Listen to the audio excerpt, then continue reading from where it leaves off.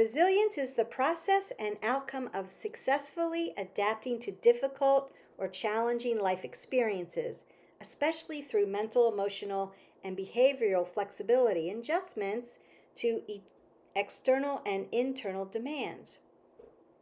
Bamboo is considered one of the most resilient plants due to its unique ability to bend and sway in strong winds rather than break like most other plants.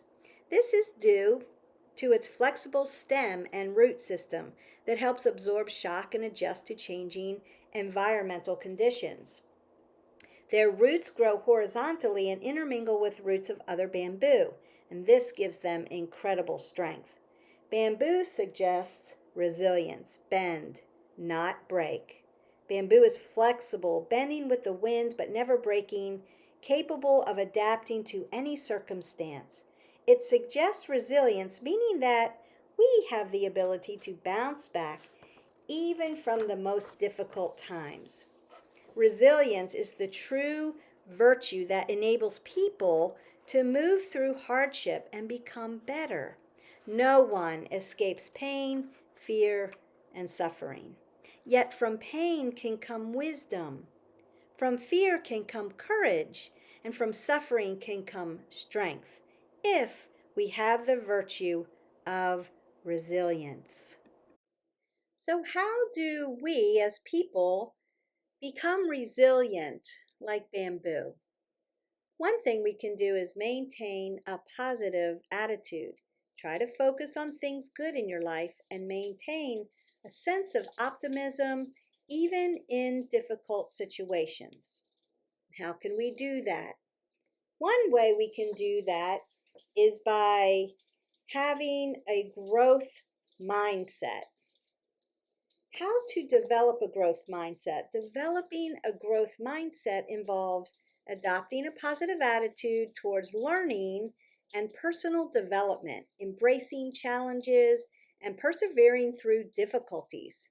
Here are some steps that can help you develop a growth mindset. Reframe failures as opportunities for growth. I call it opportunity for refinement. Instead of viewing failures as a negative outcome, try to see them as opportunities to learn and to grow. I haven't gotten it yet, but I'm curious enough to stick with it and grow from my experiences. We always say that we're not failing, we're just learning. Embrace those challenges. Seek out challenges and view them as opportunities to stretch yourself and learn new skills. Growth-minded people are always in the learning, always wanting to expand their horizons and learn new things. Cultivate that love of learning. Try to maintain a curious and open-minded attitude towards new experiences and new information. We don't know it all. There's always something to learn, and stay curious about that.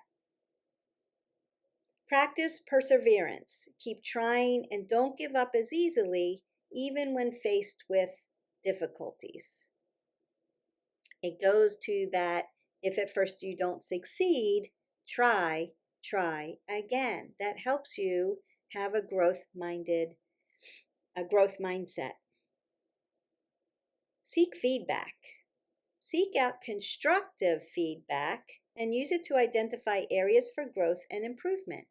This would be coming from maybe your inner circle or a coach or a teacher. Surround yourself with positive role models.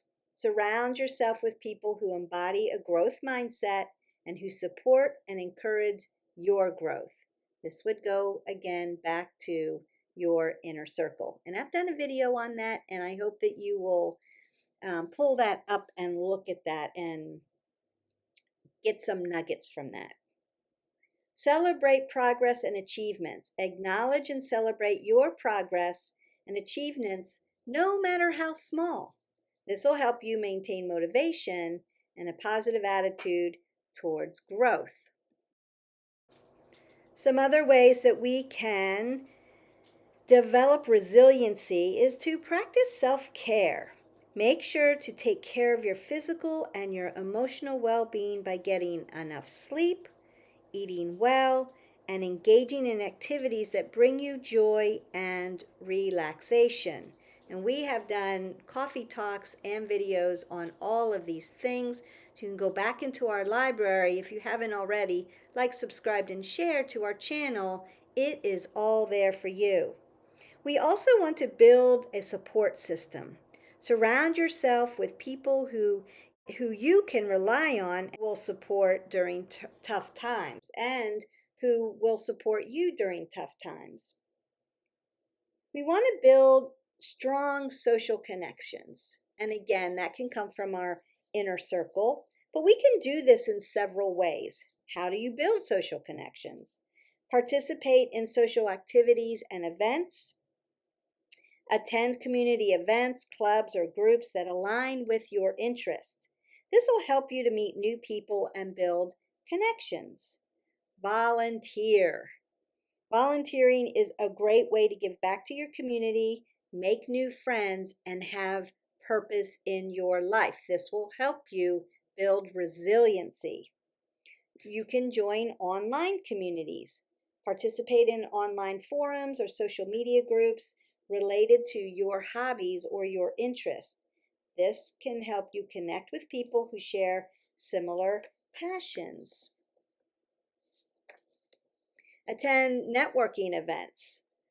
Attending professional events, conferences, or meetups in your industry helps you make connections and build relationships with like-minded individuals. Or you can host your own social events. Invite your friends, your colleagues, your neighbors over for dinner, drinks, or a game night to socialize and build connections. Remember that building social connections takes time and effort, but it can be rewarding. And just be yourself, be friendly, and actively engage in conversations to form meaningful relationships. Other ways that we can develop resiliency is practicing self-care. Self-care refers to the intentional actions an individual takes to care for their physical, mental, and emotional well-being. Self-care is important for reducing stress, improving overall health, and maintaining balance in life. In some ways, we can practice self-care includes eating healthy, engaging in physical activity, getting enough sleep, practicing mindfulness and meditation, connecting with loved ones, pursuing hobbies or interests, taking breaks and setting boundaries, seeking professional help when needed, practicing good hygiene, and taking time for self-reflection. We've talked about eating healthy in many of the videos, and you can go into our library and pull up healthy recipes. We've also talked about the importance of physical activity. Movement not only helps you with self-care of body, but self-care of emotional and mental health, reducing stress.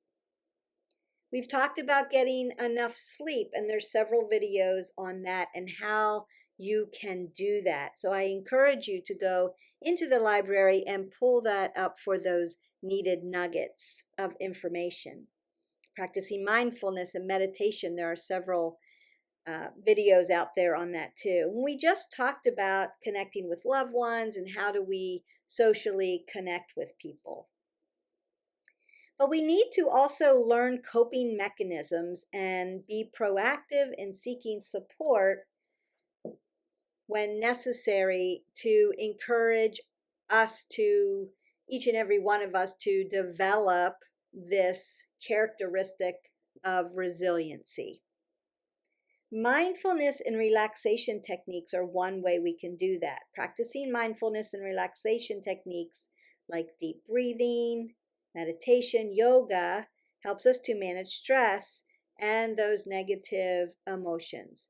When you learn how to become mindful, and mindful just means moment-to-moment awareness without judgment. So not Keeping your mind and your thoughts in the past, that's done. We don't need to go back there. The should've, would've, could've's.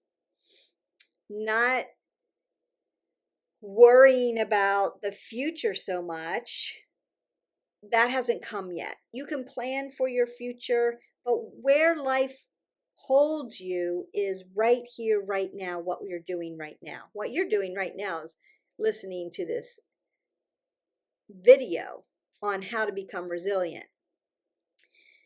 The challenging part with mindfulness is practicing getting here and now, staying in the present moment where your life is happening. That's a practice. And breathing techniques and meditation will help you practice that so that it becomes second nature for you. The other challenge I would suggest is the without judgment part, because we are so hard on ourselves. Give yourself some space and some grace and come to these thoughts of here and now without judgment. It just is what it is, and be okay with that. That's one practice. And you can do box breathing, belly chest breathing, ujjayi breathing, all those techniques I am teaching you along the way. You can do a visual meditation, a walking meditation, a seated meditation. You can do meditation with a body scan and shavasana. You can meditate while you're drawing or doodling. All of those things still bring your body into parasympathetic nervous system and help you calm and restore the body. And it's that practice of staying in the moment, right here, right now.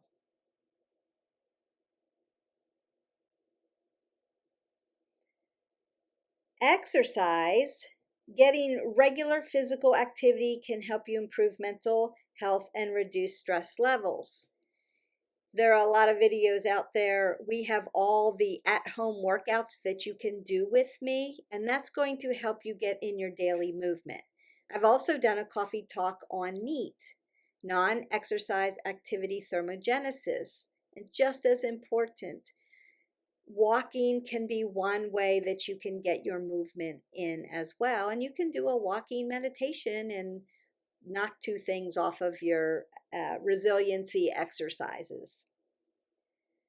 Talk to someone, talking to a trusted friend, and consider, this is the important part, make them your inner circle. Make it somebody who supports you, encourages you, lifts you up, and isn't toxic. So talking to a trusted friend, that's the key point.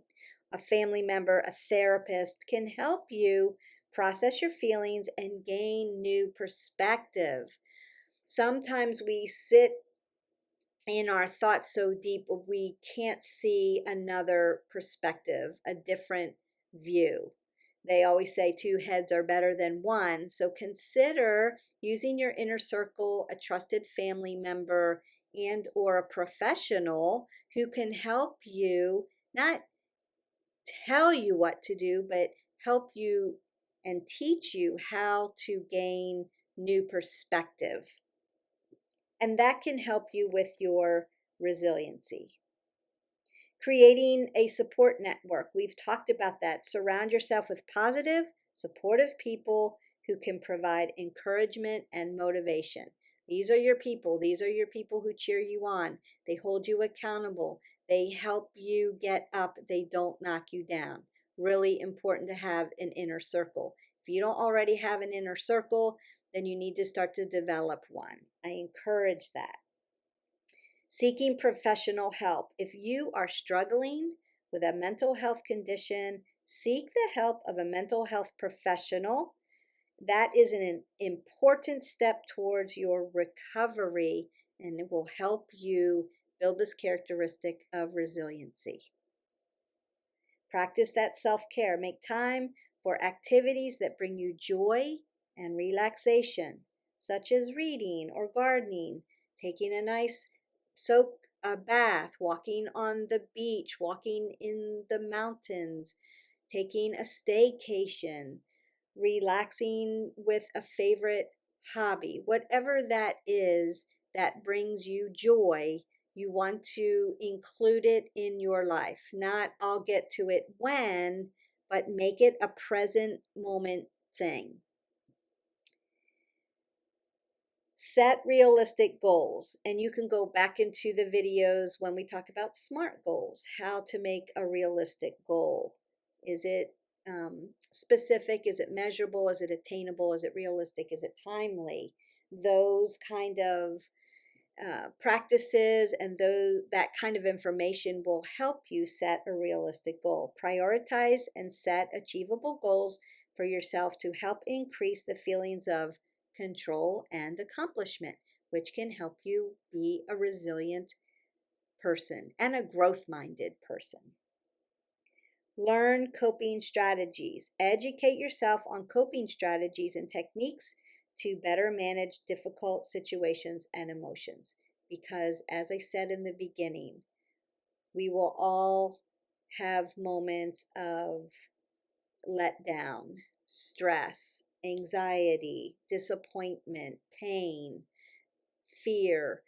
Those are things that we will come into in life. That's how life works. The key is to learn how to thrive through all of that and come out stronger on the end, more encouraged, so that not only can we battle the next round that comes at us, but we can encourage others. We can encourage our inner circle, our family members, the people in our community. We can share our stories of how we were broken and how we thrived through it, what happened to us, and how we successfully accomplished whatever that was, and then help them. That's why we're all here for each other. And then remember that seeking help is a sign of strength, and there are many resources available to support you, including those mental health professionals, those support groups, those crisis hotlines. Use them. That's why they're there if you need it. Having a positive outlook and focusing on solutions rather than the problem can help you foster resilience. People can foster a positive outlook by practicing gratitude. And I did a whole video on journaling and gratitude, and you can do the gratitude and goals. Focusing on the present moment, that's being mindful. Setting those realistic goals, those are using your SMART goals. Surrounding yourself with positive people, that's your inner circle. Doing things that you enjoy, those are your hobbies, something that sparks purpose and joy. Exercising regularly, getting in your movement, engaging in mindful practices like deep breathing and meditation, and help to reframe those negative thoughts into a positive one. So growth mindedness. I'm not failing, I'm learning. Then the last thing I would say is practice acts of kindness towards yourself, space and grace, and then practice acts of kindness towards others. It's really going to help you set up this characteristic of resiliency. So I hope all of those nuggets have helped you. I will put a list in the description so that you can take notes and write them down if you need to. Until then, don't forget to like, subscribe, and share. Live your life 360, and I will see you for the next video. Bye.